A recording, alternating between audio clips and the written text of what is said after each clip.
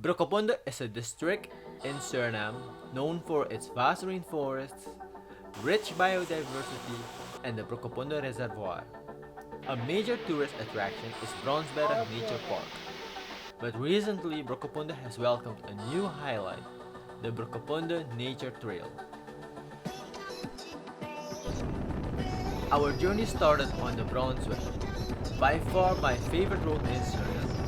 The landscapes are breathtaking and the road is in perfect condition. This route also serves as a gateway to the deep interior of Suriname. Good morning everybody! Welcome back to a brand new vlog here in the wonderful country of Suriname. We are on our way to the Brokopondo Trail, which is a new destination here in Suriname. It's not popular just yet. So we're currently at Fargo's place. As I said before, this is a central meeting point which all tourists come here for a pit stop. This is the last pit stop. This is the last store between here and Achoni. Most of the time they buy their last piece of rations here, if I have to say it like that. And yeah, we're going to enjoy the trip a little further. The car, I bought a new car with my friends, a Mitsubishi L200. It's not functioning as well as I would like to because it has some little car trouble. The fuses have shut down, I think. Going to check if everything's okay. By the way, no adventure starts without a little car trouble. We continued along one of the many roads created by loggers until we arrived at a small settlement where we gathered and prepared for the tour. Basi pa kampung? Oh, okay. Saan kampo dyan? Enkele kan aan de doorgang vastkomen, aan die mij doen roodkap. Wenschappelijke landbouw. This is going to be our guide, Peto Stanley. If you want to, can you introduce yourself? Kata Saniera, strana tungo ho, sumanayu.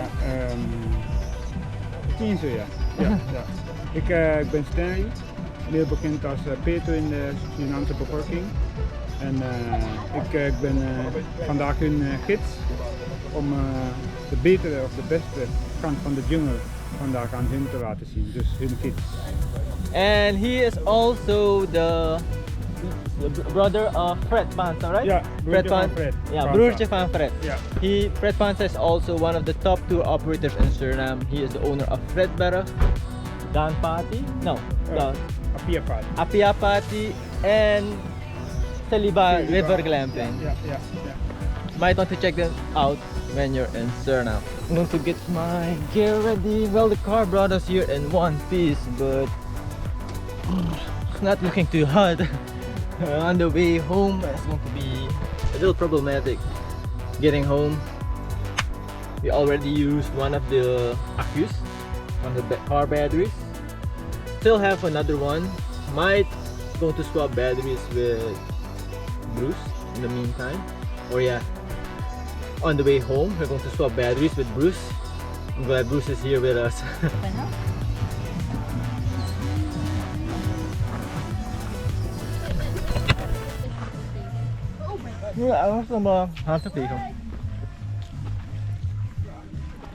Some small rations for the trip. I think the hike is going to be around 1 hour. This is my first time here in this part of Suriname. It costs around $85 with your own car, of course, which is, in my opinion, a little on the expensive side, especially for a day tour. I've never paid more than $50 for a day tour, but this is something I want to experience for myself. Sofana, als je niet kan trekken, heb je pech. Jij moet van me trekken, waarom heb ik een man dan? Dames, als jullie niet kunnen trekken, hebben jullie wel pech. One of the unique aspects of this tour was that we had to harvest our own food to consume later. This activity was both fun and insightful, as we learned about 3 different types of cassava.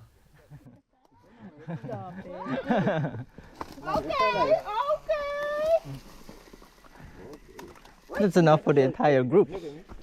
I think so. Shockproof. Dat is een lekkere vis, hè?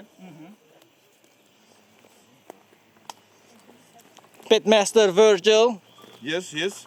what are you going to prepare for us today? So today I'm with the tour guide. So we took the cassava from the ground. There are two kind of cassava, but I didn't know.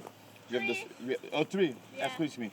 We have the sweet one, we have the bitter one, and we have the Poisonous one. poisonous one. But we don't gonna talk about it. So from the cassava that we took off the ground, we're gonna make a Suriname tradition cassava soup.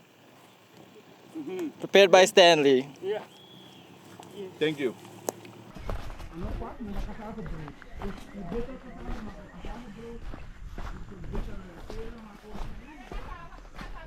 So these are the ones that are poisonous. These have some special treatment when preparing it for food. They use it for quack, something that is eaten by the Marunian community. You enjoying the trip so far? Yes, so far I am. How do you like the area? It's great. I don't know what to say. So we all got a little introduction of the group. Most of them are my friends. I have two guests with me. More on them later. But this is the crew. It's a group of 9 people. Just getting a little stroll to the wilderness on our way to a waterfall. Stanley, the waterfall apwaning. Stanley pala. Hindi lakat si brada to, Fred, pero Stanley pala. Ja, nee, ik praat gewoon aan Waterfall 1 en 2. Maar de hele activiteit, dat is de Brokopondo Nature Trail. Okay. So we're going to the Brokopondo Nature Trail, which consists over 2 waterfalls which aren't named yet. Today we're gonna give it a name. Damien Falls, right? And Virgil Falls. Virgil Falls. Virgil Falls. Interesting. The trail itself wasn't particularly difficult, but due to the dense jungle, the heat made it quite exhausting. As we walked, we encountered many familiar sights found in Suriname's rainforest trek. We have a garlic tree, you guys. Hoe zou je dit klaarmaken in Nederland? Ja, lekker een biefstukje van maken. Of lekker op de barbecue, lekker grillen. Je verkoopt jezelf niet als een hoofdchef, boy. Boy, maar dat is wel hoog. Je blijft hoog. Tussen je benen stoppen, dat je meer kracht Oké, wat? Blijf hoog.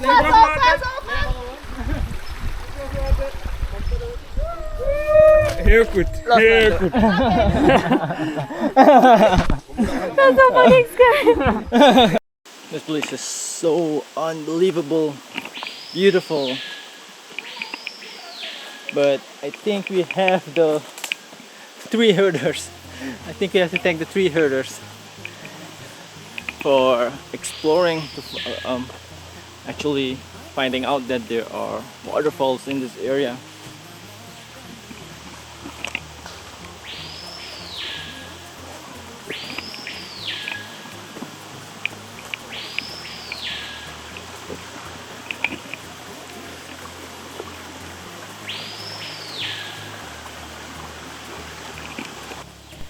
I've done a lot of hikes and treks, but this was by far one of my favorites. It wasn't too tiring, and the landscapes were some of the most unique I've ever seen. The moss-covered rocks surrounding us gave the experience an almost otherworldly feel. Truly unforgettable. We were rewarded with an 11-meter tall waterfall, the highlight of our trip. The water was crystal clear and refreshingly cold. Ladies and gentlemen, Brokopondo Trail's main attraction, the largest waterfall in this area. Woo! Water's cold. Ow!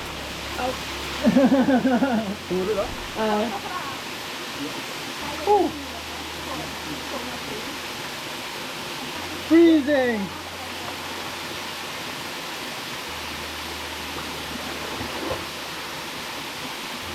It wasn't too loud, but the gentle sound of the stream added a relaxing touch to the atmosphere.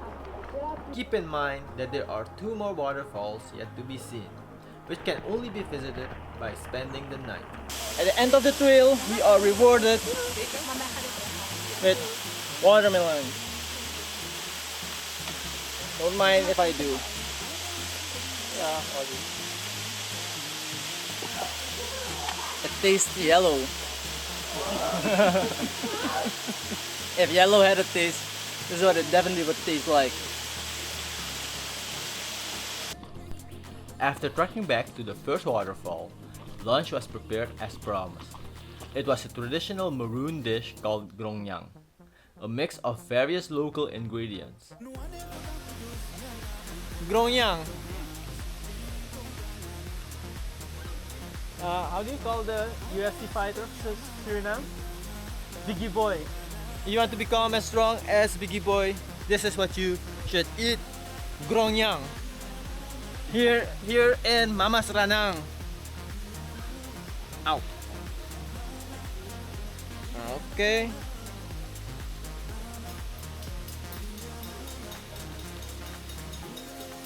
Biggie Boy is old school.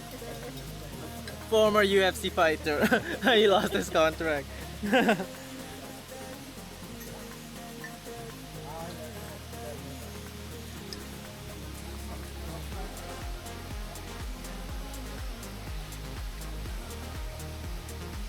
Tastes like something similar to kola. It's another local dish here in Suriname. It'd be a lot better if it was meat. But it's good. I really like it. Yeah, man. It needs more chicken. Meti moest there. After enjoying the meal, we spent the last 2 hours soaking in the beauty of the waterfall, appreciating the gift of nature.